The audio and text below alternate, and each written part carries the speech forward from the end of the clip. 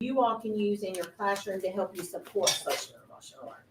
But one of the things that I want us to revisit first is I gave you all copies of the Georgia Early Learning 0 to 60 months, 0 to 5. And so what I want, during our last class, I asked you all to think about the PowerPoint presentation for social emotional development and these milestones and how do we relate to that? How does the content match up with the milestones? So what are your thoughts about that? How does it match up? How does it align? How does it support? How does the content support the milestones?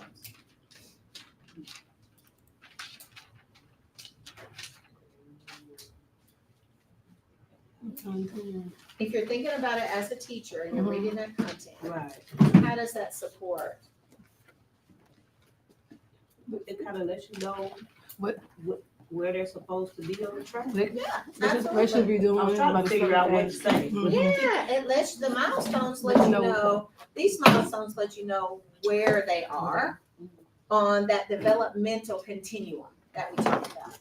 So, for instance, there's several different strands. So for developing a sense of self, a infant 0 to 12 months responds to an image of self. So you can show that baby a picture and they're going to respond to that picture, whether it's cooing.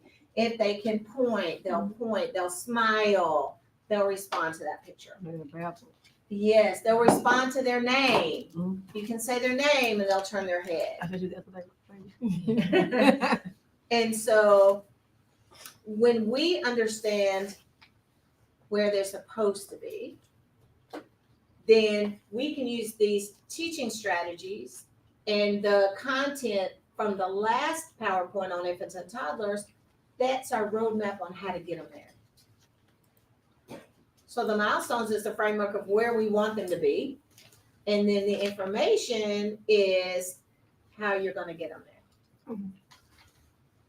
Good question. Yes. For the milestone, of course, I know every child develops different. You may have some kids that delay. How would you determine if a child is delayed based on what they're not doing?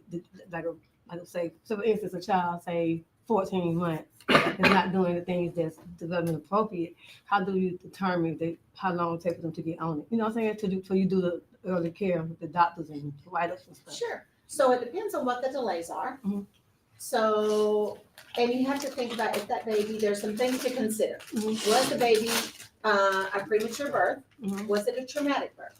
Because those children will typically have delays in certain areas because their development's catching up, if that makes any sense. Mm-hmm. So if they may have never been in childcare before, they may be an only child that's home alone and mom may be working, they may not be getting the interactions and the exposure that they should have. Okay. So if you've done some investigation and you've seen that, no, this is a child that has siblings, they've been in care since, whenever, but they're still having these delays, then you break out your milestone checklist and you identify where those delays are. Okay. You can also use an ages and stages screening tool. Screen them so that you can get a potential domain for where those delays are. Give them activities in that delay first, maybe exposure. If you give them activities in those to support those delays, and then maybe 3 months, because it's not fast, you don't see a change, screen them again, and then you may want to speak to the parent about, or have someone talk about the delays that you see. For example, speech. A lot of children need speech therapy. So getting it early, if you notice they don't have words, it's kind of babble still. We call it gibberish. If it's kind of a gibberish at 2, then start with speech therapy. And then once they enter speech therapy, then there can be further testing done. Okay. To determine if it may be a child on the autism spectrum or it may be a child that's potentially ADHD or processing, then that'll kind of ferret that out a little bit easier for the parents to Okay. manage. So it's kind of a puzzle, and you're putting the pieces together, Mm-hmm. especially at a young age. If they can't talk, Mm-hmm. you're putting the pieces together. So you have to get the information first, do the investigation first. Mm-hmm. Yeah. Thank you. So we're going to kind of blend the infant toddler work with this preschool work. So that as we're talking about these strategies, we're going to blend it. And I did download the PowerPoint with the videos embedded this time. So we're not going to be struggling with that. And so again, this comes from CEFL, the Center for the Social Emotional Foundations for Early Learning, and out of the University of Vanderbilt. And so we're going to revisit this pyramid again so that you know you are the effective workforce. You're the foundation for these children to be able to learn and grow. And just above that, you'll see that there's nurturing and responsive relationships.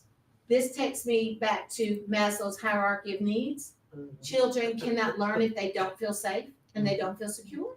So when you build these relationships, then if you notice when the children feel comfortable, they open up. Yeah. That's it. That's that nurturing, responsive relationship so that they open up to you. And then you're going to have your environment set up right. You've got your curriculum going. Yeah, you're ready now. So where we are, we're at the targeted emotional supports now. So if we see something going on in our classroom, we're going to take these tools out of our tool belt and we're going to use them. And then that will also determine if we use them, and this goes back to Ms. Terry's question, if we use these targeted supports and nothing happens, then we go to the intensive. Oh, okay. Cream will rise to the top, right? Mm-hmm. So the children that really need an evaluation, they will rise to the top because you've done targeted supports. Mm-hmm. So then those children that need that little extra, they're going to be there. Got it. So not everybody needs an evaluation. Right. Even though little Johnny that's throwing blocks, we may want to give him an evaluation. He really might not need it. He really might just need some structure and some routine. Right. Yeah, and some boundaries. Yeah. Right, that's so true. When I did TA for the inclusion when my internship was with inclusion, when it was still with the Childcare Resource Referral offices. And so we would go out and childcare center providers would call and they would say, hey, we've got this child that we need you to come and help us with. They need an evaluation, right? And so they called them Naughty Susies and Naughty Johnnies because we would get there and it wouldn't be a child that needed an evaluation at all. It would just be a child that was in an unstructured classroom with an unprepared teacher that wasn't using appropriate developmental teaching strategies. And so then we had to turn around and help her to see that that's what needed to change, not the child. Oh, okay. Yeah. That makes sense. And so sometimes it's us Mm-hmm. Right. and not the children really at all. Absolutely. Yeah. So what we're going to talk about and relate it back to the infant toddlers is we're going to talk about when, why, when, what, and how. So that is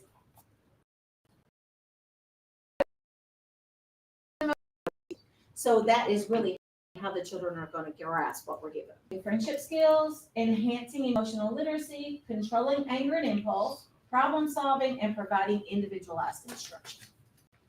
And I can email you all this PowerPoint too. Okay. So there's we're going to kind of skip through some of their activities and do our own as we go through. But we're going to definitely do the practices. So what do you think what skills do children need to be successful when they get to school? What do they need?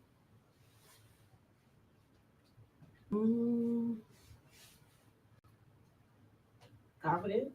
Yeah. What what you'll hear a lot of kindergarten teachers say is we want them to be able to get along with their peers, Mhm. and we want them to be able to pay attention, follow directions. Yeah. They don't say we want them to know their ABCs, we want them to count to 199, got 5s, 10s, and 20s. Yeah. We want them to be able to spell everything. They don't say that. No, Why don't they say that? that's what they're there for. That's what they're there for. But what do children need to be able to feel comfortable and learn? So that they'll grasp the information. Yeah. Yes. Relationships. They need to be confident. Yeah. They need to be able to build good relationships with their peers and other adults. That's a friendship skill, right? Yeah. They need to be able to concentrate and persist on challenging tasks. They also need to be able to effectively communicate their emotions, regulate their emotions, and they also need to be able to listen to instructions and be attentive and be able to solve problems. It's funny we talking about this today because we talked about it yesterday at Learning Spaces. Yeah. With a parent she homeschooled. Is she in fourth grade? She has a fourth grader and then a kindergartner, and her kindergartner her fourth grader is her first experience in public school because she homeschooled her till she was in the fourth grade, and then she had to send her kindergartner to public school. Mhm. And she said she struggled, and we talked about the expectations that the children had for her going into coming into the school, and those were the things that I told her that the teacher expected. Yes. What happens when children don't have these things? They misbehave. They misbehave. They have difficulty learning, Yes. adjusting. Yes. Definitely. And they can't communicate emotions. They'll tend to fight more and be aggressive because they can't communicate with emotions. And then what happens to them?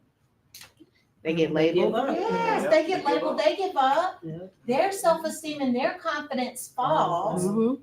and that stays with them. Through school, yeah. Yes. Talking about that. Through adulthood. Yes, Right. Peter just said it so cute, through adulthood. And this goes all the way back to we talk about trust versus mistrust in infancy. Oh yeah. If an infant they give us cries to communicate their needs. Right. Mhm. If we don't respond, they don't know which cry to give us, and that creates insecurity. Exactly. Then they'll go through their life not believing that anyone's going to answer them and give them because it'll be deep. Mhm. And people don't realize our role in early childhood is so critical because it just takes one adult. One responsive, caring adult can change a child's life. Mhm. Doesn't take a school full of them, just one. Mhm. I gotta say something since you said that. That's why I was laying in bed this morning thinking about this incident that happened right at Christmas time when me and Adrian was at that store. And I've been thinking about that little girl ever since. I'm getting ready to say something real ugly. That lady stood in line, Oh, and I watched that lady slap that little girl in the face, and then I heard her call her the B word. And this little girl was probably about 11. And I was so mad in that store. I did call, just so you know. You did, because I wanted the confrontation because I wanted to call the police. But she was like, no, don't do it. Yeah. That Because we made don't know me what she would do to the girl when Yeah, she you got What don't she would know. do, that's why I Or did, what because she she would have said, tried you to don't do know to what other might people. happen to Mhm. you. I made the call and gave I ain't them worried her about license me. plate number because that's all I had. But that's smart. Yeah. I was so mad, I didn't know what to do. And I was thinking about that this morning, so it's funny you having that talk. But I'm glad you called, because it was on my heart. Like, I know I should have said something. I shouldn't have listened to Biggie. I should have said something, but I'm glad you called. That bothered me. Because I always think, like, even when I'm out, I'm like, I'm a mandated reporter, but that child has to go home with that person. So I have to be as discreet as I can possibly be. Absolutely. Teach me.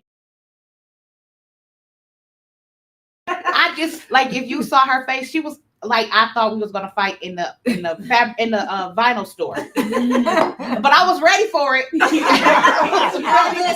I can't have you all. I Lisa, know. you almost like need some class. You did not get any if you heard like Be out of jail. we were in front of the lady and we heard it. She know I heard it because she looked at me. Right. And she knew I was saying something to her, and I told Biggie, if she say one thing to me, it's on. But she never opened her mouth Because because she she would knew we not. knew. Yeah. Right. She knew we knew. Right. Mhm. Wow. Yeah, I did make the call. Mhm. Thank you. Yeah. I don't know what happened. Yeah. They haven't followed up with me, but I did Thank Yeah. make that call. Mhm. you. I just have to tell y'all that. It's Yeah. crazy. It's crazy. And so we have to teach children what to do. Yeah. They don't come out of the womb knowing what to do. Mhm. And if the teacher is maybe a brand new teacher and not have a toolbox full of strategies to use, they're going to want to punish. Mhm. They're going to want to manage the behavior Mm-hmm. instead of guide the behavior. Mhm. And we want to guide the behavior because ultimately, when you're guiding the behavior, they are being responsible for their growth at their developmental level, Mhm. but that is building that in them. And it's building in them so that they're solution oriented, that they're reflective. And we need to be able to reflect on the things that we do and make a change based on that, Mhm. especially if we don't want that punishment aspect of it. Right. So we're going to teach them about friendship skills. And we were having a conversation this morning. And I think one of the things that we do in early childhood that we shouldn't do, everybody's not your friend. Yeah. But we teach children, That's true. everybody's your friend. No, you're not. We need to stop teaching that. Right. Because not everybody's not your friend, and you may not like everybody. You don't have to be Absolutely. That everybody's part. friend. So And, true. but think about what we're instilling in them when we say everybody's your friend. You're going to do things for people that you don't like. Yep. Because Turns you into a people pleaser. they're my friend. Absolutely. Nope. No. No, ma'am. I was that people pleaser. I was the only Me child, too. so I wanted people to be my friends till I got to like middle school. Yeah. I didn't care. We grew out of that. And we want to teach them about following rules, routines, and directions, identifying feelings within their own person and others, Mhm. Controlling anger and impulse, and problem solving. Yeah. They don't have to take a gun to school. Right. They don't have to take a knife to school. Absolutely. They don't have to threaten with bombs. They don't even have to, they don't have to do all of that. Because there's another way to handle my situation and my Absolutely. anger Mm-hmm. and my hurt. Yeah. They may not be listening to me, but all it takes is one person to listen. Yeah. I'm gonna find that one person that's gonna listen. Yeah. So if you want it, teach it, right? Mhm. So if a child doesn't know how to read, we teach them, right? Yeah. If they don't know how to swim, we teach them. Mhm. If they don't know how to multiply, we teach them. Mhm. If they don't know how to drive, we teach them. If they don't know how to behave, do we teach or do we punish? I'll say it again now. But society punishes. Oh. If a child doesn't know how to behave, Oh, yeah. we punish. No. We don't teach them like we're supposed to teach them. Right. We punish. Oh, that's true. I think about it. And it says, why can't we finish the last sentence as automatically as we do the others? Well, you can't finish the last one. 'Cause automatically we're at the top. We're like, yes, we teach it. Yeah. Yeah. Oh, wait a second. No, we don't teach you to behave. Could you think You about have to it? teach them the behavior that you want to see, not punish them for behavior that they're giving you. Now, should there be guidance? Of course. Yeah. Does that mean let them do whatever they want to? No. That's not what guidance is. Yeah, that's true. That's not what discipline is. Right. Go we put time out fast. Uh-huh. We do. Go to that corner and sit down. And that's a negative form of punishment, right? Yes. Because they're gonna go over there, a 2-year-old or something that just bit their friend, Yeah. and you make them sit down. That's a breather. They're gonna go back and bite little Susie one more time Yeah. because they didn't get to finish the good chomp. again. Yeah. And then if you don't explain to them what they did wrong, then they'll continue to do it because they don't know what it is that they. They don't understand what wrong is at that age, And why do we keep talking? What is it? They have receptive language before what? Expressive Expressive language. So they hear you, they get it. The reason they bite and do all these things. Yes. Yes. So one of the things that we want to do that we don't maximize enough is teachable moments. And so is you want to catch things. Is being attentive to your group. And this goes, we hear children. And this goes across school settings. I can be sitting behind a desk in an elementary school classroom and I can hear somebody. I know what's happening in that classroom. Yeah. I can choose to address it or I can choose not to address it. Same thing in a classroom. I know what's happening in that classroom. I hear that toddler over there screaming, no! Right. I can choose to go over there, or I know the minute little Bobby gets over there in that block center, you better watch out because don't let somebody try to take his block because then he's going to be throwing the blocks at you.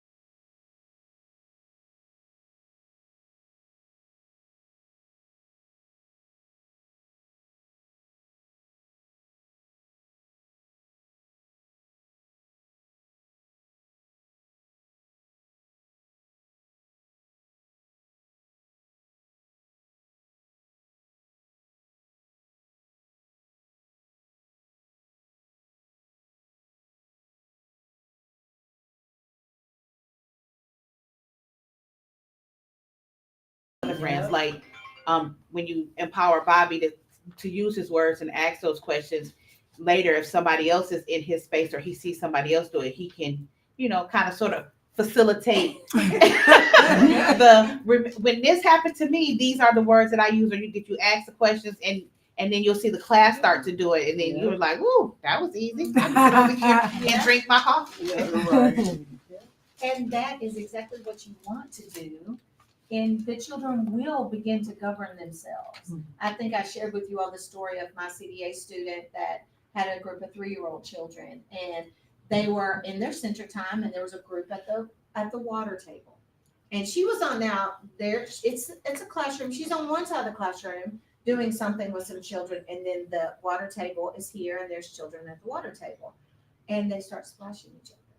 So she gets up and she's about to head over, and the little girl comes over and says, "Is there a problem here?" And she said she just stood back so proud, like, "That's right, let's see what this is going on." And that the other 3-year-old says, "Should we be splashing our friends?" And they automatically stopped because no, we're not supposed to be splashing our friends. And she said, "I didn't even go over there." She said, "I just let them manage each other, and I didn't even go over there." So if we build that foundation, they will manage each other, and we don't have to step in as often. Yeah, And it gives them that opportunity to be confident and to problem solve. Problem solve. Yeah, because they inherently they know they're not supposed to splash their friends. They're having a good time. You splash me, I'm gonna get you. Impulse control. Yeah. There's not any. There's not any. Right. And so there are certain stages, and this really resonates when you think about teaching children skills, right? So there's stages of learning. So the first one is the acquisition. That's when you're showing and you're telling them what that skill, what that expectation is. And then they have to practice it. So it's acquisition. They have to at least know what it is first. Right. Fluency, they have to practice it and become fluent at doing it. So the ability to immediately use the skill or concept without a prompt. And then they have maintenance and generalization. Maintenance is where they're going to keep doing it. So when it's cleanup time and they hear the cleanup song, they're going to keep cleaning it up. Realize it, and they're going to be able to go home and clean up their room at home because they clean up their room at school. Right. They're going to be able to take their plate and put it, clean off their plate and put it in the sink or put it in the dishwasher because they clean off their plate at school and put it in a dish pan or however the school does it. So you're going to, it's show and tell. It may take a child longer in one stage than another stage. It's not instantaneous. So according to this, should you be able to tell them one time and they get it? No. I don't know how many times I still hear. They know what they're doing, Ms. Lisa. I told them one time. They know right now. Go to any preschool classroom and listen. You're a big boy, you're a big girl. No, they're not. Some grown-ups don't even have it. Right. Some grown-ups don't even have it. Nope. Yes. So always think about these are the stages and how they learn. So it's not instantaneous. You cannot tell them one time. They may not even know what those words look like. If you're a visual learner, I'm a visual learner. You have to show me. Yeah, show it to me, and then I can get it. Yeah. But don't just read it to me and let me make my own assumptions. Oh, let me make y'all laugh. I had to chastise a 24-year-old child that'll be 24 in February. Last night he thought he was real cute. So I had 2 Cokes and a Sprite right in my bag. So the first night I said, "Yeah, Christian," and I know he keep his drinks in the window because it's cold. I'm thinking it's the Coke from the day before, but he got the Coke and he walked up to me with some change and like to give me the change, and I just thought he was trying to give me some change. I was like, "Keep your change, I don't need your change. I got some money. We're being funny." So when he walked into the living room, I looked at him drinking it. I said, "Is that Coke from yesterday, or is that my other one?" I just tried to give you the check. I went off so bad. So you tried to fool me by giving me some change, but never saying, can I have the other Coke today? Oh, it made me so mad. I was like, I had to go all the way back like he was 5 years old. I did say, no, you didn't say that. You tried to hand me some change. That's Sprite and Coke, I'm thinking from yesterday, I could have killed him. I could have killed that boy. Oh, So he wasn't to the fluency stage. No. So he's still at the acquisition. Yes. So when you're in that stage, that show and tell, you want to make sure you explain it concretely because you know children are concrete thinkers, right? And they start concrete before they can move to abstract thinking. Then you're going to demonstrate it to them. You're going to show the toddlers how to clean up, right? And then by the time they get to 3 and 4, if they've been shown how to clean up, they'll be able to clean up. Right. You're also going to link to other ideas and concepts. So you're going to link it to their previous knowledge and their current knowledge. And then you're going to give them examples. You're going to encourage them. And it says to be careful during this stage because it can easily be lost at this stage.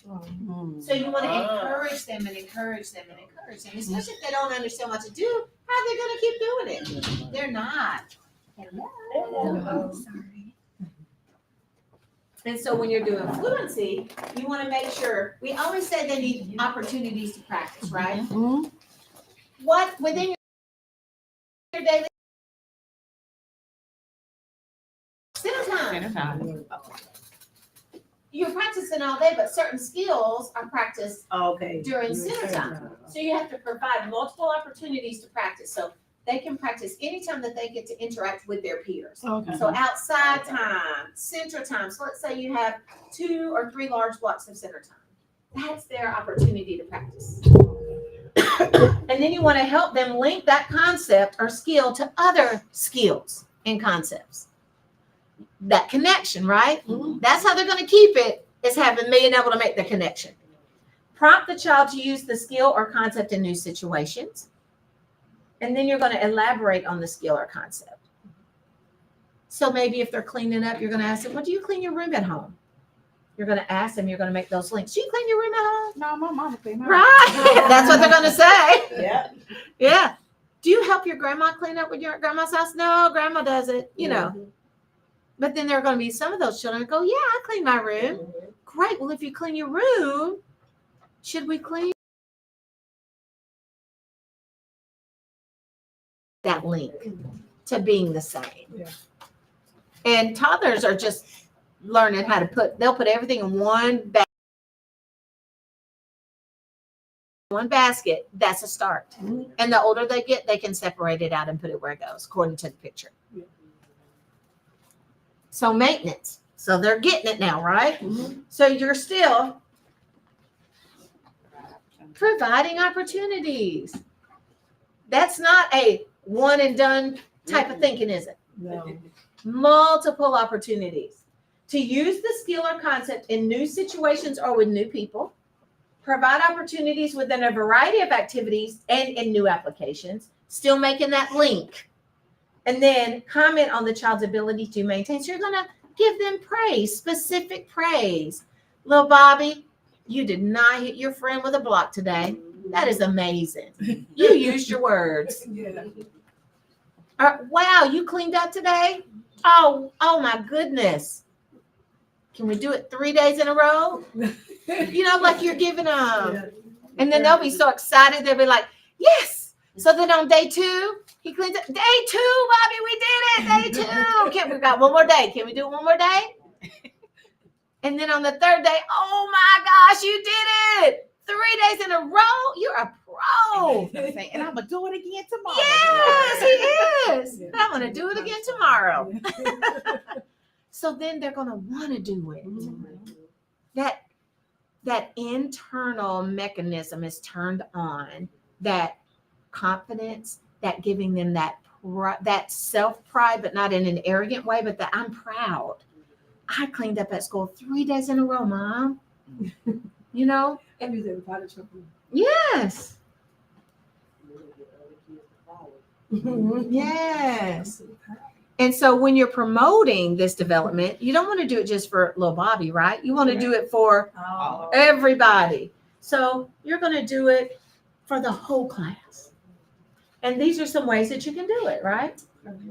And if you think about it, look, circle time centers. Oh my gosh, small group. And then, of course, partnering with the families. And then you're going to target the individual skill instruction that each child needs. So what is embedded instruction? They won't forget. Keep telling them to keep enforcing it. Like let them know what to do and not to do. Repetition, all of that. Give me a little bit more. Embedded. What does the word embedded mean to you? Deep? It's included in everything that you do. Oh. If you are social emotional development, should be in everything that you do. Okay.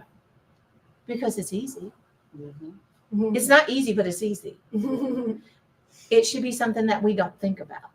You have no. We don't think about, oh my gosh, I'm going to teach them.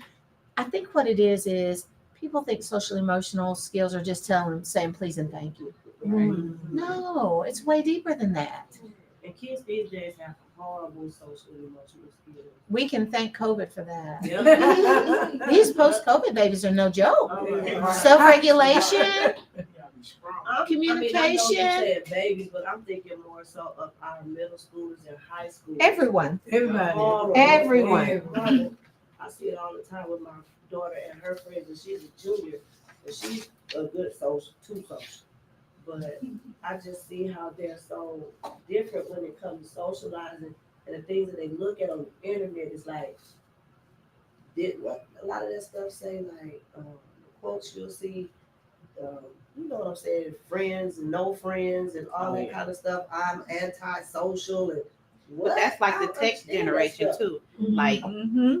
a lot of parents will hand a child a tablet or let them watch TV versus like we played outside with our friends Yeah. and they got away from that. Mm-hmm. Well, and I was at a learning space yesterday, and we were talking about, because Learning Spaces is it's a free community-based program. So it's not an early childhood setting. So we have to, people that facilitate in that environment have to change up their mindset a little bit because it's different. And so we had a new facilitator that was like, well, what about our millennial parents? I said, we have observation forums that they complete for skills. And he's like, well, what about do we have an electronic version? I said, no, they get paper and a pencil. They get paper and a pencil. And she just kind of looked at me and said, they get paper and a pencil. There will be no electronic version. The goal is to interact with your child. Yeah. So paper and a pencil. Yeah. Yes. Right. Yeah. And so not all forms of technology are beneficial for our children. And it is in moderation. Yeah. Everything, just because you love technology, that you need to be able to function in a world if there were not technology. I can still write a check. I know how to write out a check in a checkbook. Some of our young people today don't even know how to use a checkbook. And can't even sign their name. No, they can't even sign their name.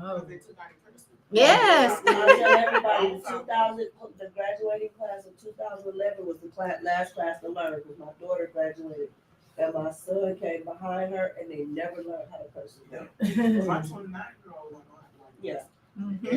Didn't you make your I made my son? son learn how to write his name. I said, I don't care what you learn in person, you're gonna learn how to sign your name. She told him you cannot get your driver's license until you learn how to sign your name. And the little sister taught him.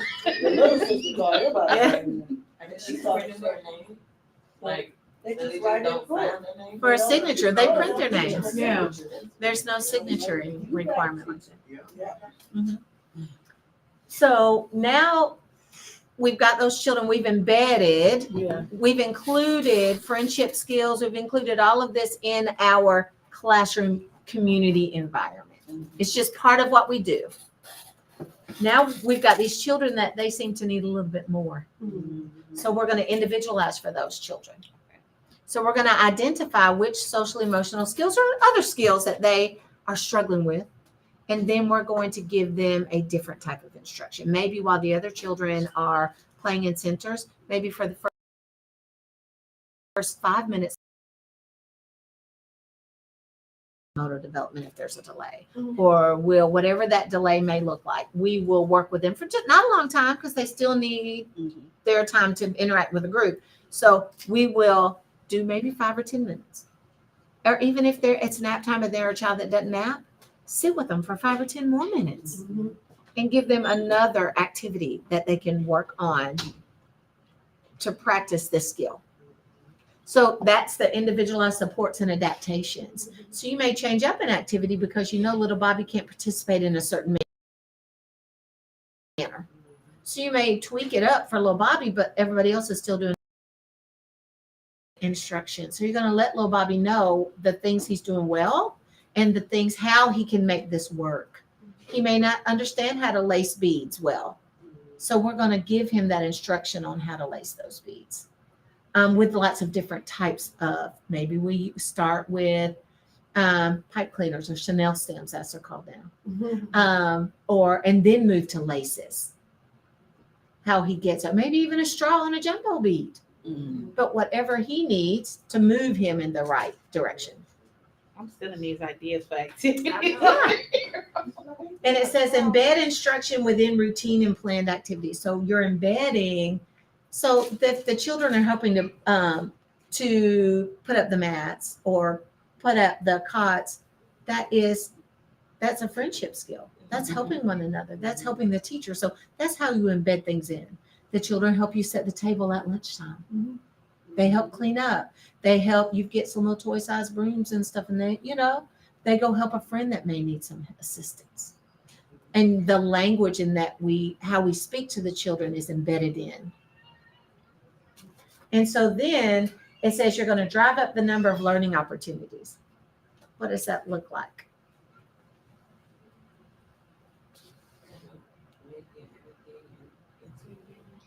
Yes, you're going to increase it. Yeah. Everything is a learning opportunity. Everything. And it's in multiple ways, especially if you don't know how little Bobby learns. You need to figure that out so that you can give it to him in the way he learns best. Instead of keep giving him the same old thing and you're getting the same old, I can't do this. I don't know what this is. And throwing the paper down, winding up in the trash. Because they don't learn that way. Are there tests for kids that, like, I know we can take a test to find out, like, our learning things like A, B, and C, but, like, I'm sure there are. For kids? And if you just look at the types of learners and then pay attention, you'll know. Really active kids are typically kinesthetic learners. Yeah. I like to hear it and then do it and see it. So, yeah.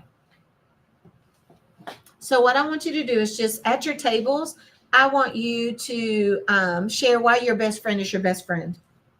And I'm sitting at the table with my best friend. Good. We get to know why she's your best friend. Why your best friend is your best friend. And you may not have a best friend, and that's okay too. And then say why you don't have a best friend. I need to write it down. You tell me, I know why I am. That's a good one. It's almost 20 plus years. Really? What's her name? You're not supposed to tell me. Oh. You're supposed to tell the class. Well, in just a minute you can tell. What you need to hear it too. I'm hearing what you said. Yeah. Yeah, well, I think you don't know why you have one. She's gonna ask you why your best friend is your best friend. Why is your best friend cheese? Why does she say this? Like, Why you put bacon bits in it? Because that's what the rest of Yeah, I said it for everybody. I love avocado. One of the parents made me a BLT with avocado. I don't have a good house like that right now. Baby breast milk poop. Even though it be I lost contact, but I think best friend, it should be a, in everything, you know what I'm saying? Everything, and she have a bad day. Really? But it's good though. Have you tried it? I can't taste it. Oh, I'm just you'll like it. When I can When you can taste taste it, you'll like it. You like guacamole? I love guacamole. See, I got the texture problem, but I want to eat it because it seems like it's good. I think you should get chunky guacamole. Oh, Yeah. did you look for chunky? Yeah. You would probably because chunky guacamole is more it's thicker, and so it doesn't have that smushy. Yeah, that's the problem.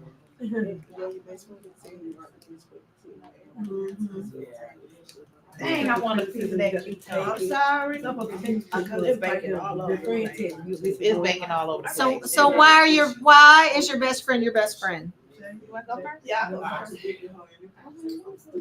best friend is my best friend. My best friend is my best friend. Hold on, guys, listen. She is, to me, she's like my polar opposite. Okay. She's like my yin to my yang. She's more calm, more settled than myself. I learned a lot from her. She's more like a sister. We've been friends a long time now. I was doing it 31, so we've been friends about 30 years. It's a long time. We come from the same place, so we kind of know each other really well. I ain't never had to worry about like things I tell her, not staying with her, because I'm that kind of person. So if somebody gonna be my best friend, I kind of expect the same things out of them the way I treat people. And I just have a different type of love for her than I do for my other friends. You know, that's it. Oh, I feel so special. My best friend is my best friend because like she pulls a lot of different things out of me, and she encourages me to do things that I would never do. Like she said, polar opposites. And I have siblings, and she does it so I can be a sister to somebody without having to share a sister. Yay, I got pickles. And we like to do a lot of the same things, but in different ways. Like she ready to fight, and I'm like, we don't have to fight, Bobby. Right, Susie. We can have conversations and get it resolved differently. And so yeah, we've been friends for over 30 years, and like it's just like having a different type of sibling. And I know that I can tell her stuff that I can't tell my sisters, that and then not be judged for it. You said like salt and pepper. And it's funny because my I have a twin sister, and my uncle used to call us salt and pepper. But we pepper because we the same.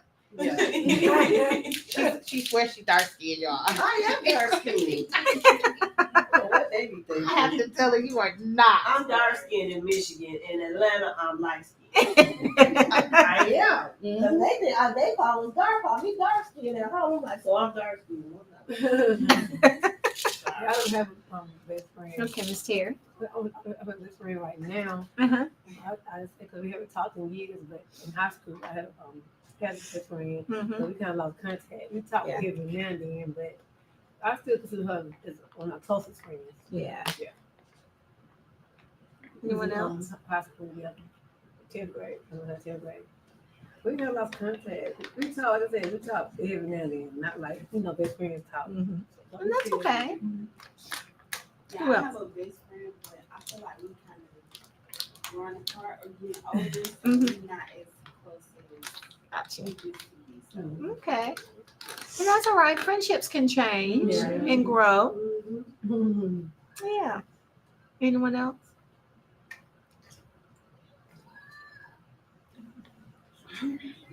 Okay. Mhm. That's all right. So think about children who are well liked. What do you notice about their behavior that makes it easier for them to have friends? I know my girl, my friend, she loud. So we like to she loud. Loud how? Like she be like, Big expression. Like because she a clown loud. It's like a time. Wow. Are they friendly? Because they're friendly, Nice. nice. They listen, they're helpful. Mm-hmm. They make you feel comfortable and confident. Yeah.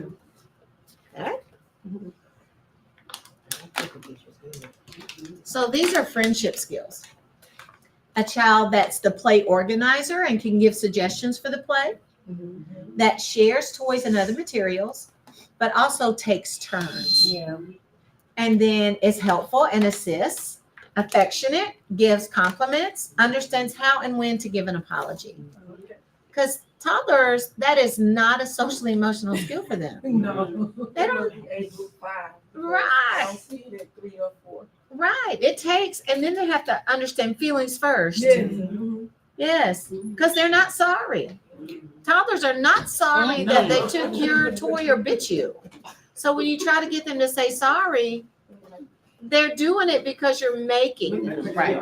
but they're not sorry. Yeah. You know, it's funny because I hear parents say, "Tell them you're sorry," and I'm the type of person that's like, "Don't make them say sorry because they're not sorry. They don't understand what they're doing that was wrong sometimes, Right. and then they're doing it. So why is it that I know in 15 minutes?" Exactly. Or to this same person if they do that to me again. Exactly. Yes. Reciprocal actions. Cause and effect. Oh, I love cause and effect. Yeah. So we're going to watch this video. And this is, I want you to look at the skills each child has or does not have. Okay.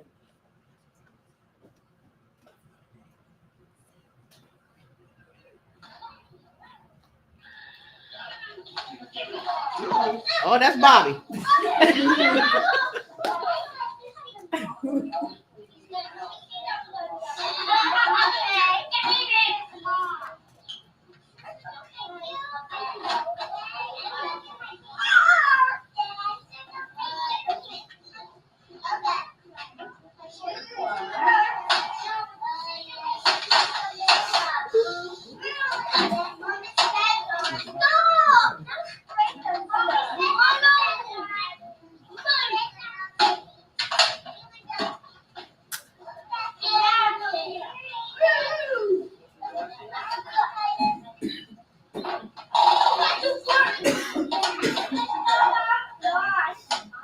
You are strong. I can see you can lift the chair up. When you're gonna stand.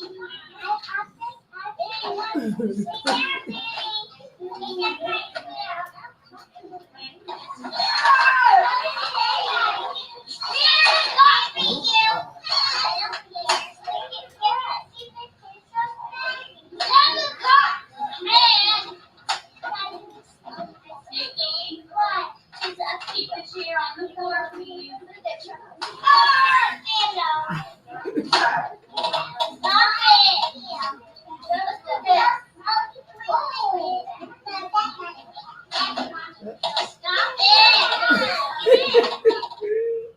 So what did you see? The little brother had no friendship skills at all. None. No social. I was totally distracted from the teacher telling the child to put the chair down. I was like, I could just like I heard her say, "Oh yeah, I see you you're strong enough to pick up the chair," and I'm like, "What did that kid got that chair for?" That's because I was looking, but I was also listening. I was trying to listen to see if they were going to say something, but all I could hear was the teacher and the chair. And you know what? And it's funny that y'all said that because I never heard what the teacher said. I know, yeah. I was so focused on the kids, I didn't even hear what the teacher said. I saw him like ramming stuff, but I could also hear that's that global awareness. I could also hear the conversation behind me. I'm like, what? Bobby went over there and picked up the chair. Then I saw Bobby come. I'm like, they heard what I heard her talking, but they heard what she said. So the one little person that kept ramming the car in, he really wanted to just play with him, didn't he? Like he didn't know how to ask if he could play with them. He didn't know how to ask. So what friendship skills did the little girl have or not have? She can offer you the play. Yes, But she did remove herself to the other side. right. She did. Yeah. Yeah, she didn't want Play with him. But she didn't have the vocabulary to say, I don't want to play with you. Or I don't want to play with you like that. Right. Because he was being a little rough. And she could have said, like, we can play more gently, or you can do this, like Right. give instructions on how to play with them. But the one little boy, he was sitting there like, I don't know what to do either. Because she kept like, he was standing there and she kept forcing her play into his play. And he was kind of not really allowing little Bobby, we've given him that name, little Bobby, to bother him. Yeah. Kind of ignored, like. Yep. And little Bobby, he didn't have any friendships whatsoever. He was just trying to get their attention. So what could a teacher have done? What? When I approached them and be like, hey guys, do you want to let little Bobby join in on that play?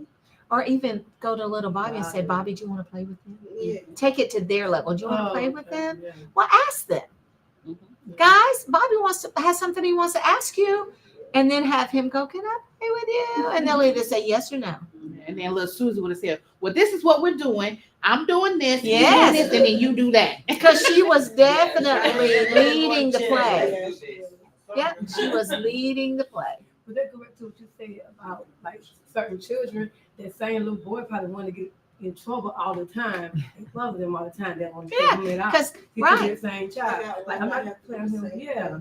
So you know that you can still ask. Yeah. But a lot of times that same child comes to the same thing all the time. You see that you won't be around the child. Mhm. You at a young age. You Right. see what kids do the wrong things. And so we have to help them to do And the the right teacher thing. can stay there and help facilitate the play. Absolutely. Like, and just that's when you would be there. And so if something happened, you were there to coach them into using their words and making the play different. Hey, I understand Yes. that. I'm just saying sometimes kids just don't other kids. Mhm. And like, you could be a bully. I'm just saying that Yeah. general. You can still, you want to teach that. But sometimes the kids set in their mind, say, if you hit me all the time or you mean to me, I'm going to be your friend. That's Of what I'm course. saying. So But- just like you but said, just teach them. But we can reverse that. Yeah, you know what I'm saying? You Yeah, can. you can. We can Okay. reverse Yeah, you that. can. But the mindset at 3, it's kind of hard. It's on the age. Mhm. It's on the age group. Right. It's on the age. It's anything that you do to an age group. Uh-huh. Everything is extra. You gotta be big. Yeah. Oh my goodness. Sam Hill is going on That's over right. here. That's me. What's going on over here? What's going on? Use your words. I Yeah. don't understand. Oh, I can't hear. She's laughing at me. Yeah, I'm so mad with my friends. And they understand though. They got the structure. I heard she did that with a 3-month-old. The baby was fussing, and she was like, "And why are you over here fussing like this?" And the baby was like, "Can you change my diaper?"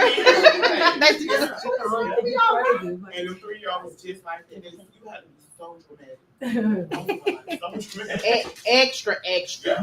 Like they throw a chair. I'm like, oh, it's not safe. Oh my God. Everybody lay low. Lay low. And they be like, it's sunshine. It's crazy. I say, you want to stay tonight? They're like, oh yeah, we're going to be safe. So everybody let them go like this. Wait to the chair. Figure out what's going on. I can't be dramatic. Yeah. Never word, no. And that's why I was kids like, Yeah, figure out what's going on. No. yeah. Because I got to throw it here on the chair. So I'm like, so now he up there looking like, why everybody stop throwing the chair? You know, you got that one little sassy girl in there. If you don't put that chair down, we're gonna all have to lay down. Who's gonna be able to play? Do you want to play? Then you need to put your chair down because I'm ready to play. Wait till tomorrow. Yeah. God. Right. Yeah. Oh, and then they mad at him. Yeah. Ooh, they mad at him. He chose to just sit down. Oh, he'll run off. Oh, I said, I'm sorry.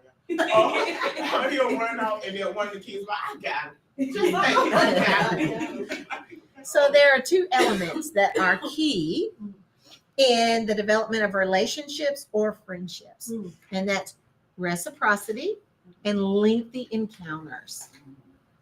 So when you think about that, children may need instruction in how to connect with other children. And then of course the time and support within play activities to develop the relationship. And connection is so important. And when we think about where our society is right now, there's no connection. There's no human connection.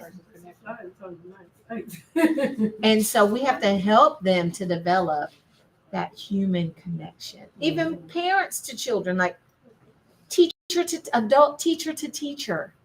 We have to develop that. And so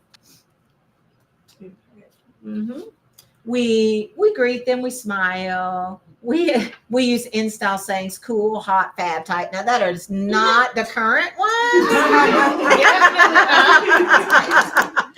And trust me, I have a 23-year-old, soon to be 24-year-old that tries to help me to understand what the lingo is now.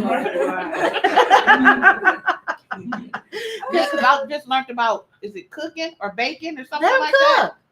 Yeah, let them cook. Yeah.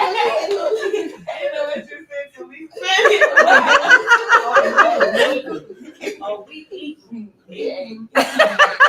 He ate that, yeah. They got it. That's sad that yeah. And so, despite this lingo here, if we understand, because our children may hear if they have young parents, they may talk like that. So just being able to understand and being able to give them those, those skills. So One of my 3-year-olds called one of the other kids a big thing. what? They really no. They really be calling each other big bag. Like I was over here one day and some of the school agers, and I had to go to Miss Kiera, the director. I said, Miss Kiera, what's big bag? And she started laughing, and she says there's a song about it. And the kids will be picking it up from this song that they don't even know what it is. But they're talking about it because of the song. And I was like, well, I still haven't. One of the things is like, if I eat too much, I'll eat my class. Yeah. Okay. So when you think about peer mediated strategies, so children are going to, and this comes from a social skills curriculum, that they're going to want to get their friends' attention somehow. It's either going to be appropriate or inappropriately. Sharing, giving things, sharing, requesting things. Should children always have to share? No. I don't always want to share, especially if I've got a good dish and I'm enjoying it. Please don't ask me for something. Never share food. Right. And then there'll be the play organizer, like the little girl in the video we saw. She was definitely the organizer. And they'll be telling them what to do. You be the mommy, giving compliments. If you know, in a lot of classrooms, the children will compliment the teacher because the teacher compliments them, but you don't see them compliment each other.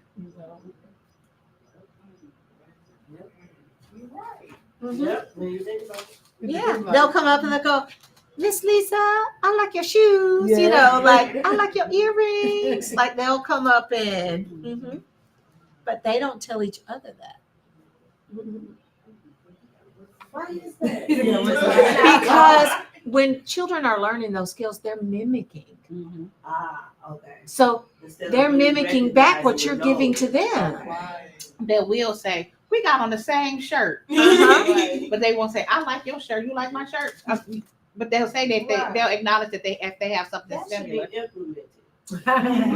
Like in a circle time. Pick something that you like. Yeah. About somebody in the group. Yes. And even telling them, what do you like about your friend? Yeah. What do you like about the person sitting next to you? Yeah. So how do we promote social interactions? And that's the key in these friendship skills, right? Yeah. So you want to arrange your materials in your classroom environment to promote that. So if you're promoting it, what would your classroom look like?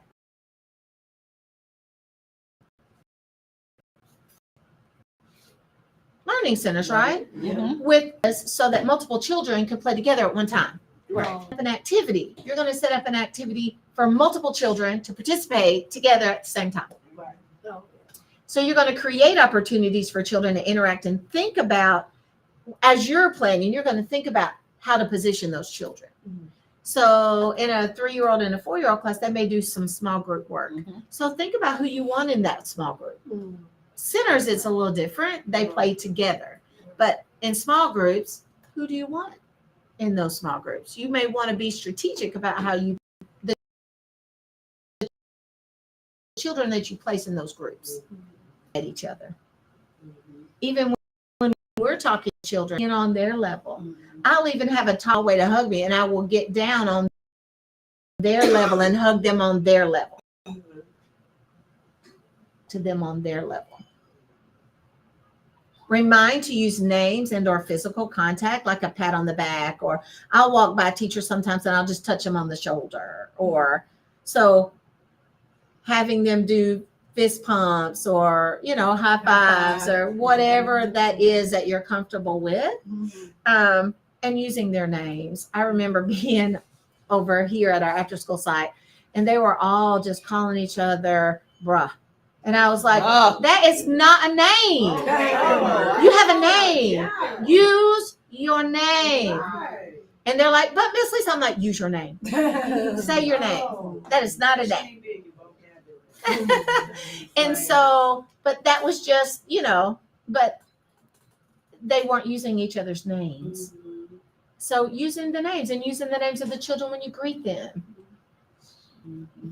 And then if a child gets no response, remind them to try and try again. So even having the children greet each other, and if there's no response, keep going. They may not feel like it today, but let's try again tomorrow. They may not want to play with you today, but let's try again tomorrow.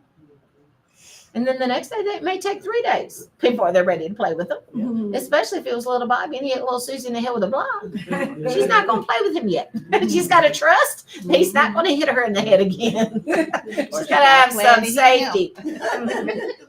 Remind the children, or you can even, I sometimes struggle with the word friend, but even let's play with our classmates. You can use a different word than friends, because we don't want to teach children everyone's their friend, because then some stranger in a car trying to pick you up from somewhere or take you and put you in there, that's not your friend. So we don't want children to not think that everybody is their friend. It can be their classmate, their colleague, their neighbor. Yeah, exactly. And give children words and phrases to say. They don't have the vocabulary lots of times. We have it. They don't. So they don't know how to say, can I play with you? And I had a young lady a 3-year-old teacher in the class. It was my last class. And she told me, she said, Lisa, we were talking about the social emotional development. And she said, I've got this little girl and she just hit. I said, is it the same people? Is it when they're doing this? And she's like, yes. I said, she doesn't know how to play with them. I said, ask her. Teach her how to say, can I play with you? And she said she taught that little girl how to say, can I play with you? And she didn't have another trouble out of that, anything like that again. She didn't have to give the behaviors because she was asking now. So here are some 4 steps for initiating play for young children. And the website is at the bottom, so you can actually download these for free. And I will make sure when I send you, I'm going to send you all this PowerPoint. I may have to send it through WhatsApp with the video links. So if you all are on WhatsApp, make sure you let me know that, and I can share it through WhatsApp, and it'll be all the videos, all the links. It's a lot of content. You'll be able to get all the content.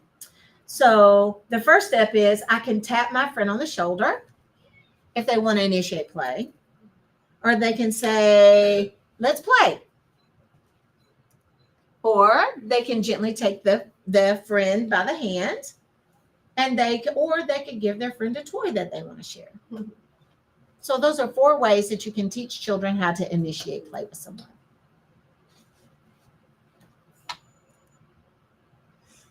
And so here are things specific behaviors that lead to friendships. So play organizing, sharing, assisting, and affection. And so this video is play organizing? How about we make a table commitment? How about we make it like this? How we can make it be covered like this? No, how about we do it like this? Put those together and put these like this. Okay. So he was the little boy in the orange was definitely the play organizer. And so when you're organizing play, the goal is to get the friend's attention, give them a toy, offer them suggestions about what to do. So if children don't know how to do that, then we need to let them know what is the correct way to do that and then what is not the correct way to do that. You can model that like with puppets and all those different, or hands-on while they're in there. So this is turn taking. Ask her. I don't have the block. She's got the block. And you want to play with that block. What are you going to say to her? Take turns. And then how do you ask her for the block? Please. Please? May I have the block? Very good. Can Miss Lisa? All right. Good. I like how you guys Hit take somebody in the turns. head with that. So see, that was just another way to help the children understand because you're showing them the expectation. So what happens if she said no? Then it would have been no. And we do have one that I hope the solution kit video is on here because that is where a little boy will not give up what he has. And they go through the solutions to find the solution. And the only solution is wait and take a turn. She tries to trade. She tries to ask. He's not having it. No, he's just sitting there going. Yes. So when you are trying to set the stage for friendship, you want an inclusive setting. You don't want anybody to feel like they're not included. You want to use cooperative use toys. So what are cooperative use toys? Play together. Yeah, anything that more than one child can use at one time. Yeah. And you're, again, there's that word, you're embedding these opportunities. So when you're creating your activities, your language matters. The type of activity that you set up matters. Things that they can work together on. Social interaction goals and objectives. So that's our social emotional milestones, right? That should be the goals and the objectives. And then the atmosphere of friendship. So here are some strategies to teach friendship skills. Of course, modeling, using puppets, having those peer partners, having children work together, songs, finger plays, partner projects. This says affection training. I think that would just depend. I think as long as you're teaching them about their emotions and their expression and the regulation at that age, that's enough. Yeah. Incidental teaching, prompts, priming. What is priming? Get them going. Telling them what you want them to do before they do it. Okay. So you can sit there in an activity and say, what would you do if someone took your blanket at nap time? Okay. And then have them say what they would do. Get a teacher. Okay. So you're priming them. So when that does happen to them, Don't know what they to do what they've been taught to do. Encouragement, games, books, of course, and social stories. So lessons to support. Slides a little off here. You want to you can make a friendship can. So put names in a can. Children draw the name out and they make something special for a friend. Pair up to plant seeds for friendship and care together. Friendship hands tree. So you're making a tree branch and then you have, anytime you see them doing something that's a friendship skill, they put a leaf on the tree. Oh, okay. Compliment links, same thing. Anytime you hear the children compliment each other, you create a link of some sort. Books about friendship, my friend autograph book, have them sign, write something nice about their friend, sign their autograph book. My friend art, anything that takes two. And there's a video of them doing marble painting. Music and songs about friends, and then movement partners. This is Valentine's Day. Yeah. Yeah. And so this is actually I think this is the one where she's doing the painting, the friendship marble painting. It's my name because this is going to be my friendship picture.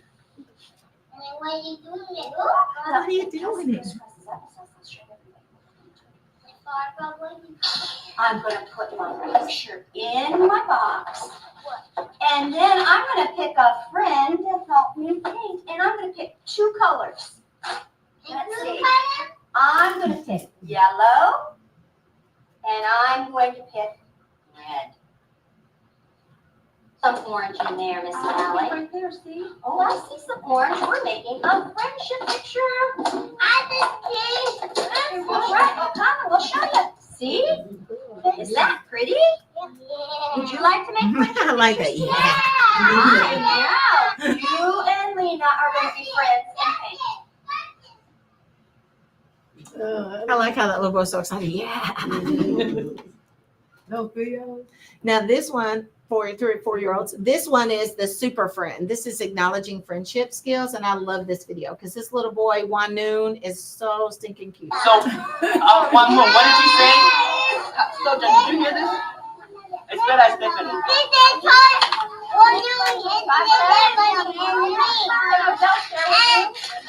Thank you, buddy. So you're saying that if you can take turns, then everybody will be happy? Espera, Stephanie. Do you like the craft on that? So first you take a turn, then Stephanie takes a turn? First is Stephanie, then Cesar, then Juan, and then Sonia? That is a great solution. Gail, What's going on? these guys just came up with a great solution. What did they do? Well, there was a problem because all This the one, I cars did were it. backed I up. did it. What did you do, Anu?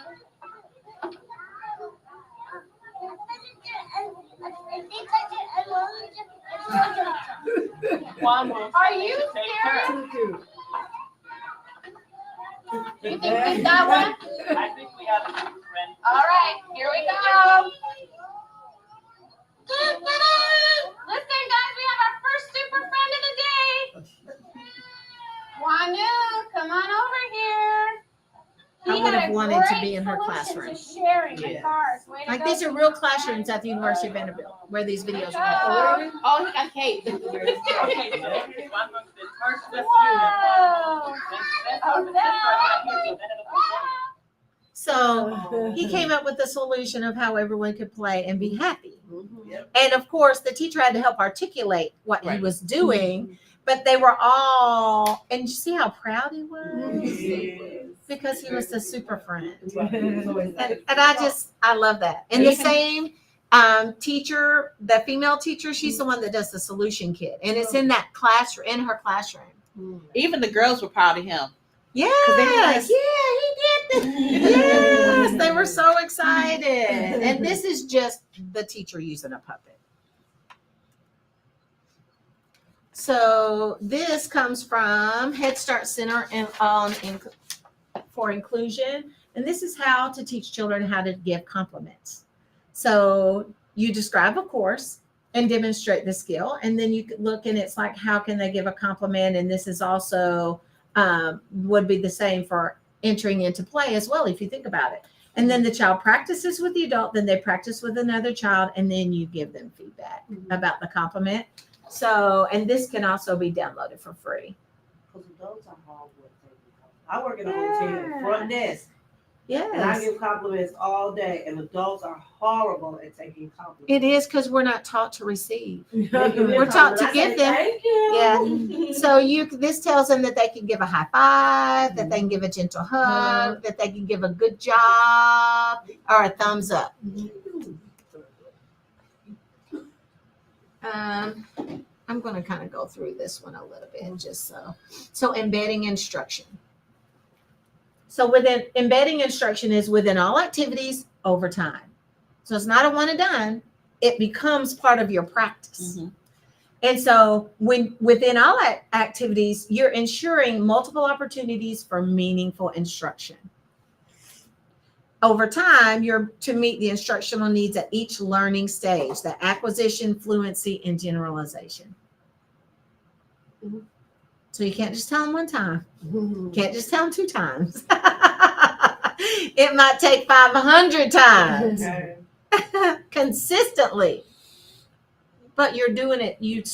You're doing it so they're hearing it and they're actually being active in it at the same time. All right. So if you want it, teach it all day long. So show and tell, practice, and reflect. And you can ask them questions. Yeah, there's nothing wrong with that. So let's see.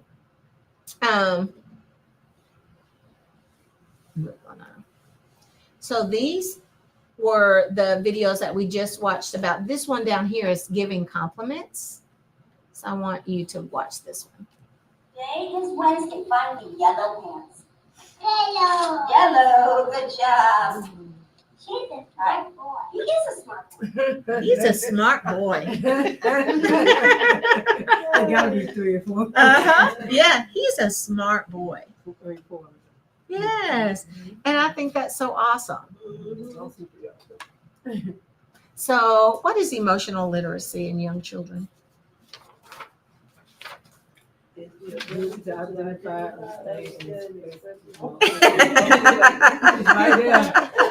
Yes, yes, and yes.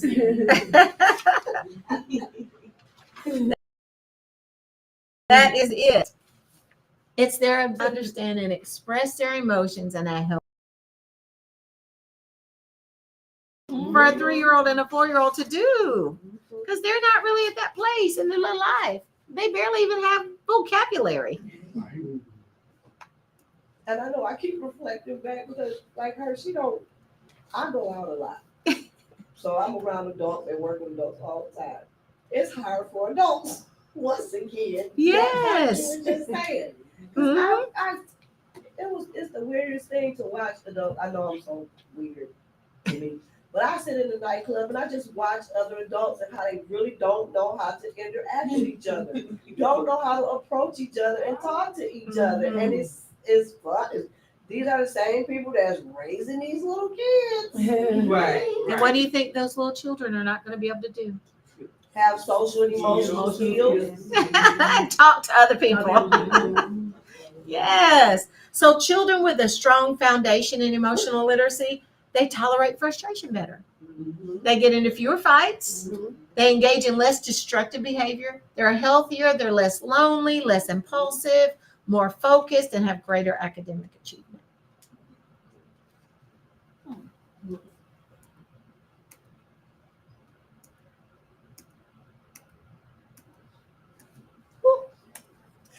So when we're learning about our feelings, this is what we want them to be able to do.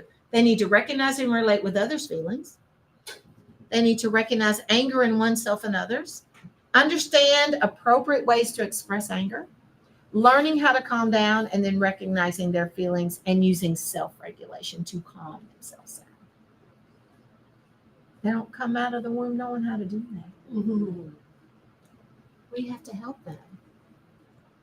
And so these are some ways that we do that. So direct teaching, right? That's like we're directly telling them what to do, showing them modeling.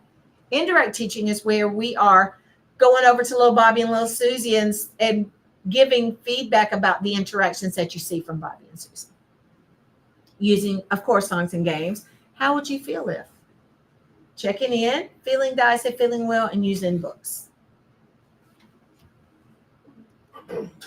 So this is the direct teaching. So a lot of these come from Cephal's website. So you can actually print these off for free and use them in your classroom however you wish.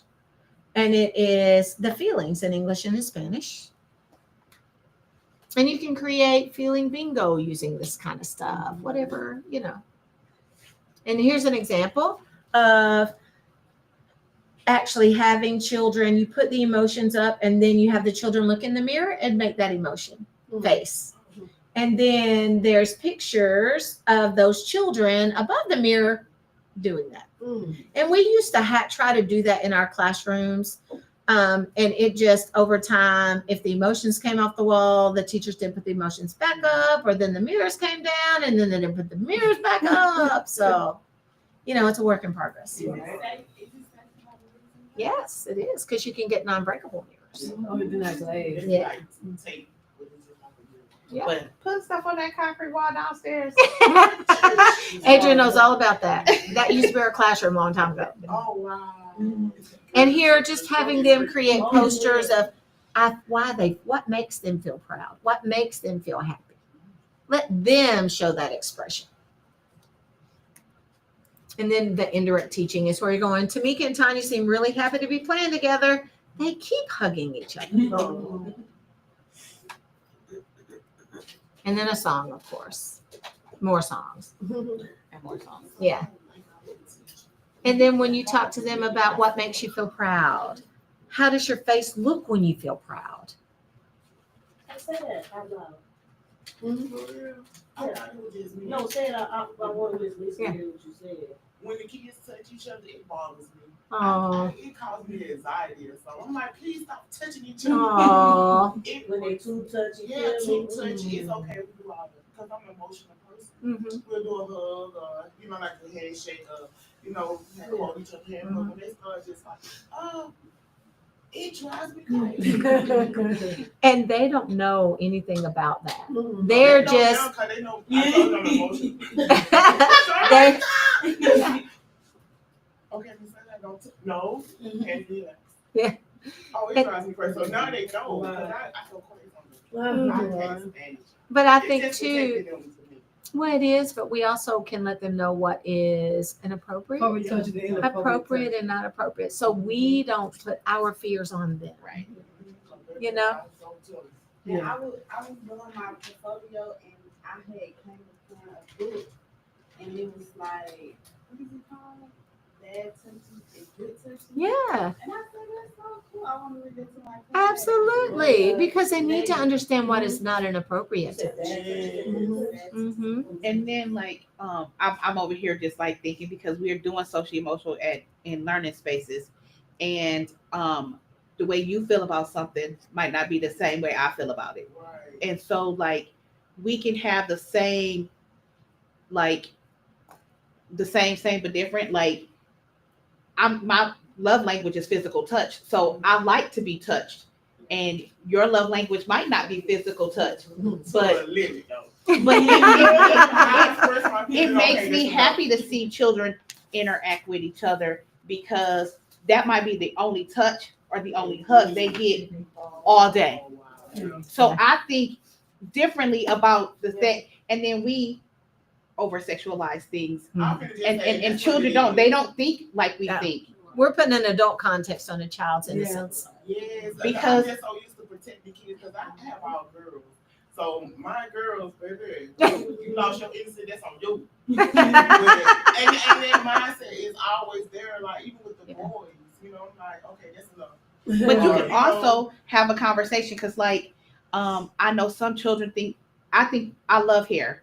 I'm a hair person. I think hair is beautiful all the time. I don't like combing my hair, so I usually wear braids. But somebody might come up to you and be like, "Oh, your hair is so pretty," and then you might be they're just admiring your hair, and then you can. That's when you have a conversation. Well, so and so might not like that. Did you ask? Could you touch their hair? Because they might feel a certain type of way, and then we have to talk about those feelings and how it feels. Like, what does it feel like? What makes you happy? Because the same thing that makes her happy might not make me happy. Right. So, I mean, that's when you do that social emotional. You have to have those conversations. What does it look like when you're happy, or what things make you happy? Because me eating a I have to have a bologna sandwich. Right. So because I don't have to eat meat. Next month I'm done with meat for a month. So, but she gonna eat that meat, and then she gonna be mad if somebody eat meat next to me and say, offer it to me. She'll be like, she not eating meat this month. Don't even offer it to her. Don't even, so she my protector. Right. But that's when, like, thinking about social emotion, we have to have those conversations with our children and give them the words and help them express their feelings and let them understand that your sad might not be somebody else's sad, because somebody can be sad because somebody passed away, and then somebody else might be like as an adult, like I might be sad that somebody lost their parent, but then another person might be like, well, they were suffering. Right. So be happy that they're not suffering anymore. So That's me. that's what you see. So Our we point. have that problem. I have that problem a lot. People be like, the so and so passed, and I'll be like, well, what's going on? And they might start spilling, and I'll be like, well, you know, I'm kind of glad that whoever that is out of their misery. And they be looking at me like, huh? But that's how I felt when my grandmother died. I prayed for God, what I believe in, to take my grandmother, so she didn't have to suffer no more. It's so true. So, But an example for my daughter, I always tell people, because all my kids got long hair. So I was like, don't let nobody touch your hair. So we came from the hairdresser, and the girl was like, is that your hair? Like, my 24-year-old. Is that your hair? She was like, yeah. She said, can I touch? She said, like, it's over here. And I'm in the back smiling, like, okay. It's follow her, you know? It's follow her. Like, so I have to look at it. I'm glad you asked. I wanted that. I'll be like, you see this arm me? Don't Don't let nobody touch your hair. Before I went natural, I had real long hair, and then I did the big chop, so my hair is growing back. But people would ask me, "Is that your hair?" And I'm like, "Yeah." And then they didn't believe me, so I would literally have to like part so they can see that there's. I didn't know I didn't have to. I didn't have to, but you know, that was something that I did do, and then I allowed them to touch to see. Yeah, because you like touching. But I told them, like, don't let nobody touch your hair because you have a So that's what she like. I could do that and smile like, okay, she listening. So here's a video of, because now, okay, well, there's going to be learning centers going to be full, and there's not going to be room for everybody. So here's a video of how they work through it being, how they work through it being full. She's not happy. With you, with the trade no, let's go.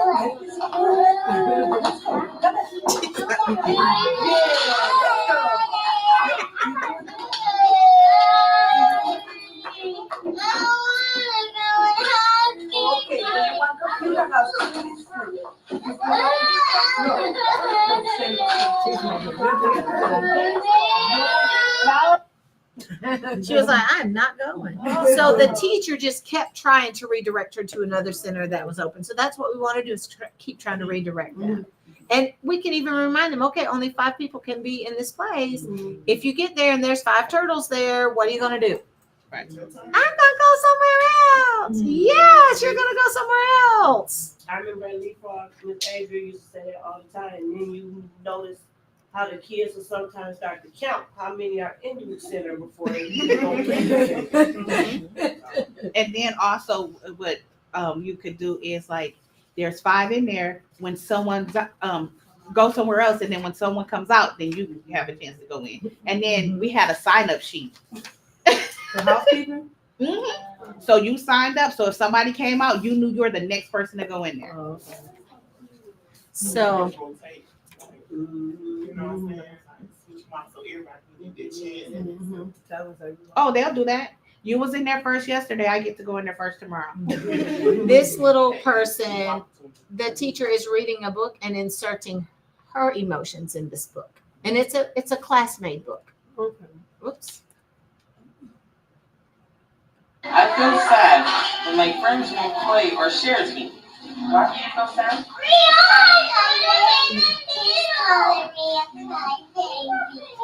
Did you tell her anything like that? And she still won't stop? What can we do to ask her to stop it if she won't listen? What is your idea? You can move away from her. You feel angry when she calls you names too. This says, I feel angry when one of my friends takes a tweet from me. But it can also say, I feel angry when one of my friends calls me.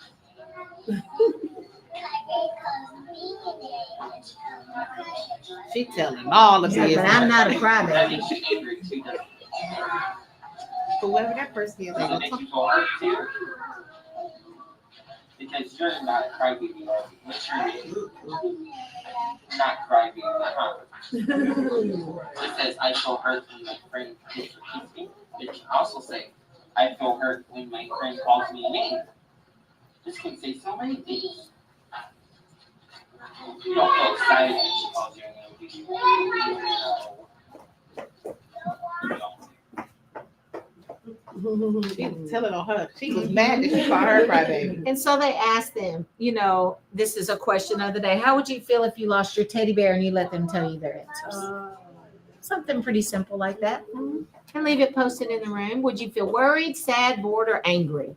Well, there's quite a few that would be bored. Right. And then quite a few that would be sad. Only one would be worried and only two would be angry about it. And then the grouchy ladybug. Oh, I love that book. And Cephal has what's called book nooks. And so on their website, they have books and they have the activities and like a literacy. I think of a card, like a literacy card that goes along with the book. So you can take that book and create activities around that book and how to use that book for social emotional development. And there are quite a few of them too. And so in a classroom that wants to foster emotional literacy, you're going to see all of these things. You're going to see lots of books about feelings. It could be made by teacher made or purchased.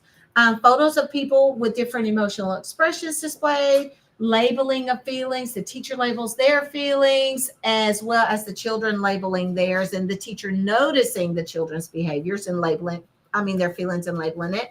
And then activities are planned to teach and reinforce the feelings and the expression and the regulation. And then they're given the words.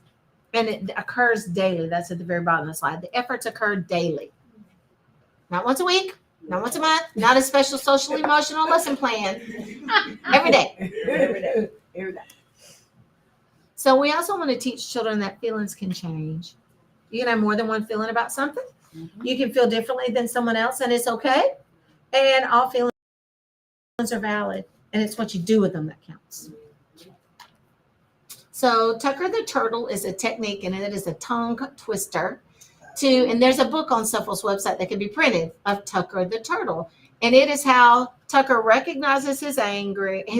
He stops, and then he learns how to calm down, and then he comes back out ready to take on the world. Cephal, C-E-L. And if you just do that and then put University of Vanderbilt, it'll come right up. So here's the Tucker technique. And the goal is for you to have a turtle, and all Georgia pre-K classrooms have this book and a turtle and the cards of the Tucker the Turtle technique. So it's just how to teach them how to what is it? Smell the flowers, blow out the candle. That's what Taylor does. Smell the flowers, blow out the candle. That's Kalia too. Yeah. So however you want to get them to come down, this is just another option for you to use. And there's the story about Tucker the Turtle. He takes time to tuck and think. That is a mouthful. It is. Yeah, so you can teach it in different ways. And then, smell the flowers and blow the pinwheel. And then there's a finger play. And then there's the cards. You can have the cards hanging up in the room, kind of like the solution kit. You can create them. So if you need to come down, oh my gosh, how do we come down? What would Tucker do? Where's Tucker? And then they go and get the cards.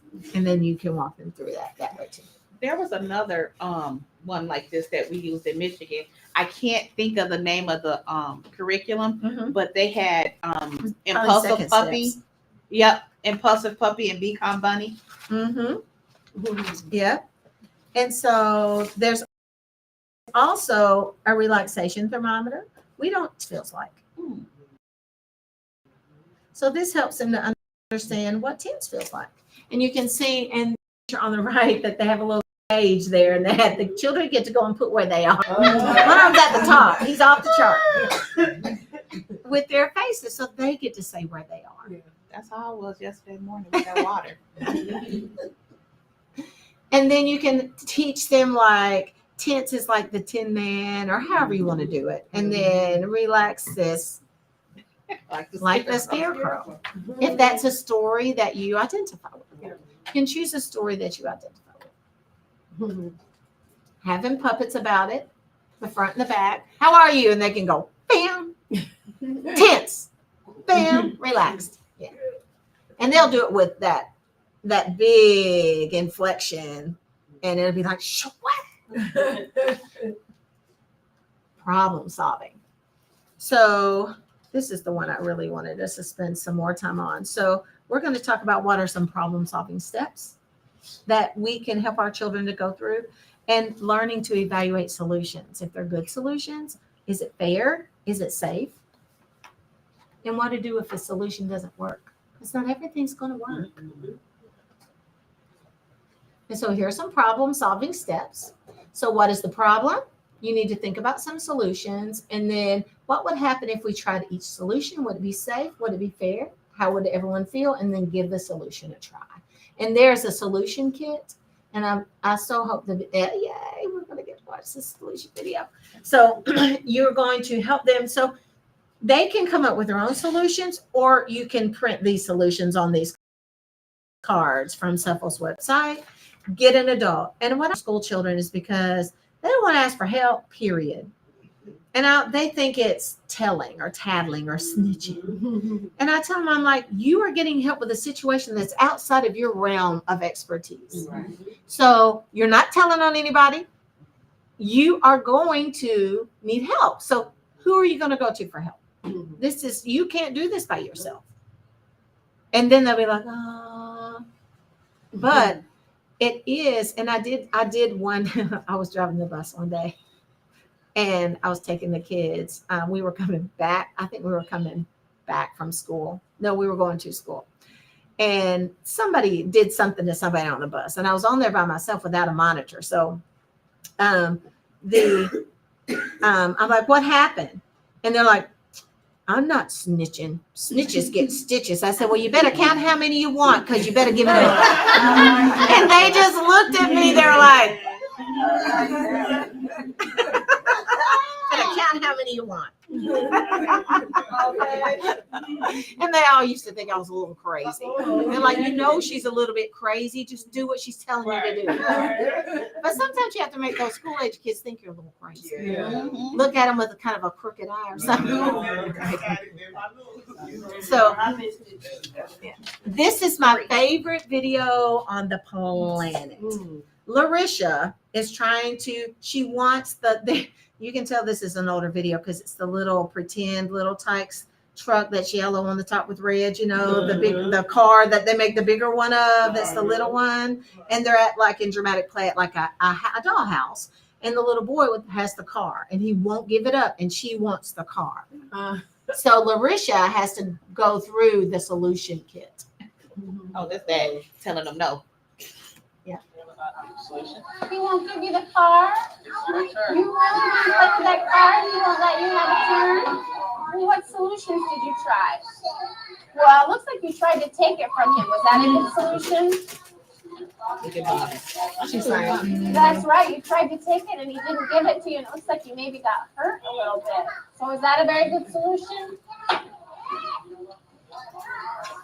Yeah. So what do you think you should try next?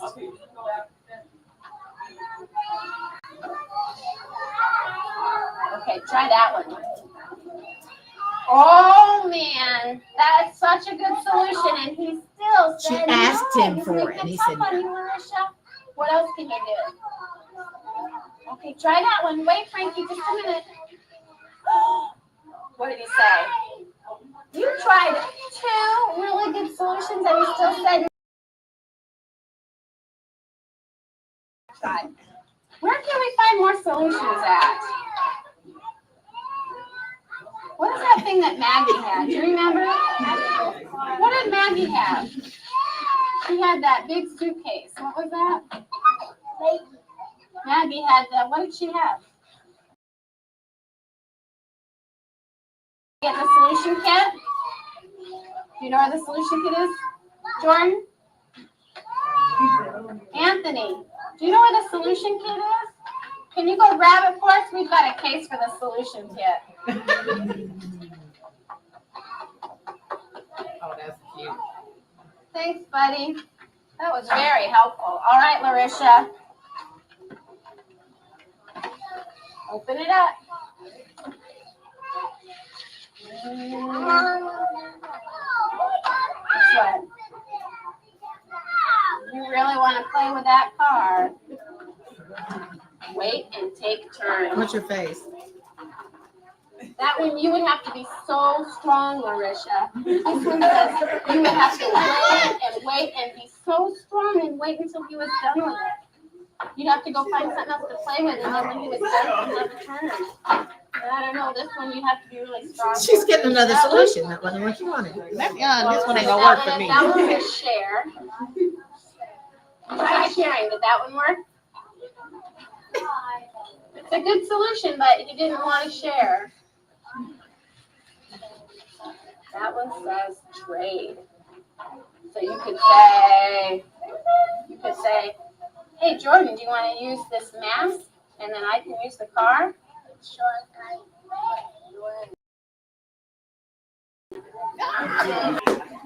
Is he making it tough on you? Yeah. He's making it tough on you, Larisha. Well, Larisha, this is the only one we haven't tried yet. That's right. Wait and take turns. Should we do that? All right. Let's go play over here, okay? When he's ready, we'll have a turn with the car, okay? She should have learned she got to get him something that's similar to what he already had. That's what I was like. This one I will too. Why did you all notice about the teacher's language throughout this whole video clip? It's stay positive. Stay. So what And did she she kept do? encouraging her. She embedded that throughout her. Oh, yeah. Even when she was talking to the little boy about going to get the solution kit, the solution kit stays the same place all the time. He knew where to go get it. He went and got it, brought it right back, and she said, that was so helpful. Thank you. That was so helpful. So she embedded the language that she wants the children to use in her interactions with the children. And then she walked Larisha through it. She didn't rush her through it. She followed Larisha's lead. Well, that didn't put pressure on the other kids To give it up. yes. And so Larisha finally had to come to the realization that I'm not going to get this car. I'm going to have to wait and take a turn. And even though I don't want to, I got to be strong. I've got to. And that's what she said. Wow, he's making it rough on you, isn't he, Larisha? Yeah, like strong. You got to be strong to do this. But then by the end, she understood that there were no more solutions to try. I'm going to have to use this solution. It's the only solution you haven't tried. Yes. But the teacher's language, so that's the language that teacher uses all the time. That's why I say I would have loved to have been in her class. And for those of you that might have heard the male teacher in the background talking to them about taking turns, it was all that language was built in. They were speaking to the children in the way that they wanted the children to speak to one another. And when Larisha didn't have the words, she gave Larisha the words. Yeah. She said, you can say, hey, Jordan. And Jordan was still like, Nope. And sometimes teachers, so in most classrooms, there's only one fire truck. And all the boys want the fire truck. Well, instead of helping them learn how to take turns, the teacher wants to remove the fire truck or remove what they're arguing over instead of take the time to help them work together and know that, okay, yeah.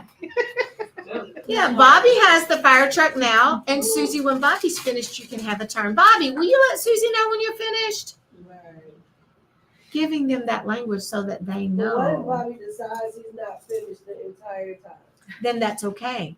Then we just keep reassuring Susie, okay, it looks like Bobby's going to keep it a while longer, Susie. So we may not get to play with it today, but tomorrow we'll make sure that you have a turn with it first. And then we say, okay, Bobby, Susie's going to get a turn with it first tomorrow. So it's that closing the communication circle because they'll remember there was a little one actually in Miss Genesia's class that I came in there one day and she goes, Lisa, play with me. And I was like, I said, I can't play with you right now. She handed me the bristle block again. She goes, play with me, Lisa. And I said, I can't play right now, but I promise you, I'll come and play with you tomorrow. And so I went back around the next day when I had some time and I sat down and did a puzzle with her, and the teacher's like, you see, Miss Lisa came back to play with you like she said she was, but I wanted to, but she was like, play with me, Lisa. And I was like, oh, can I just take you with me? And so, but it's letting her know I can't play with you right now, but I will come back and I will play with you. But then I had to go back and make sure I did go back and play with her. Yeah. And then that kind of made her trust you and your words that you will follow through with, you know, with what you say.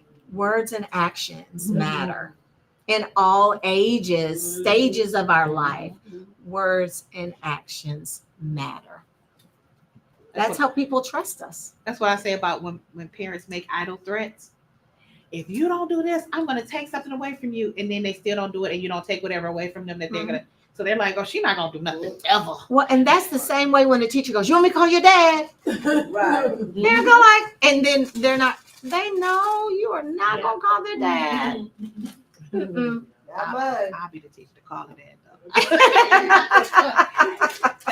That's one of the things that I talk about is like, don't make idle threats, because you're teaching the child that they can't, I mean, like, your word doesn't really matter anything because your actions doesn't follow what you say. Yes. And that's, so how do you teach problem solving? You create problems in the classroom for them. Maybe it's snack time and you tell them all to go to the table if somebody's missing a chair. You've removed a chair. Well, what do we do? And you ask them, what do we do? Or somebody doesn't have snack. And you've got snack at the table, but or you're short 2 people snack. Create problems for them. Or you leave that one fire truck. Right. Yeah. That is a big problem. So when you're with children in the moment, anticipate the problem, because you know the children in your classroom. And if you don't get to know them, that requires playing with them, engaging with them. Seek proximity. Be like, if I know little Bobby is going to be over there, those blocks, I'm going to be by the blocks. Right. At least I'm going to make a circle around a couple times through the blocks. I'm not going to be sitting way away doing whatever I want to do. I'm going to be engaging with them. One day, little Bobby going to surprise you and have a good time in that block area. I know it is. Support them, encourage, and promote. So if you go by and you see little Bobby doing a great job, Bobby, man, you got it today. I like how you're playing with your friend. What are you guys building? Can you tell me about it? What are you doing? Yeah. But I have done that in my class also. We had only one truck and they was having a consultation over just that one item. So it's like 3 other kids. What I made them do was build a village so the truck can drive through the village, and it solved all the problems. So they had to rotate, so they like everybody built the little blocks, the little home blocks. And once they built it, he went through and then he passed. By the time he got to the end of the village, the other child grabbed it and they were just running, so they played together. So let's watch this teacher, and I want you all to tell me, what is your reaction? Milana, there's no spaces available right now. I know. Are you feeling disappointed? Yeah, it's not a choice right now, though, because it's all full. Pizza cutter. It's the pizza cutter. What else could you do? What do you want? What do you want? I know you really want to play that, Milana. I see computers are open. And tables open. It's not a choice right now, Milana, because look, it's all full.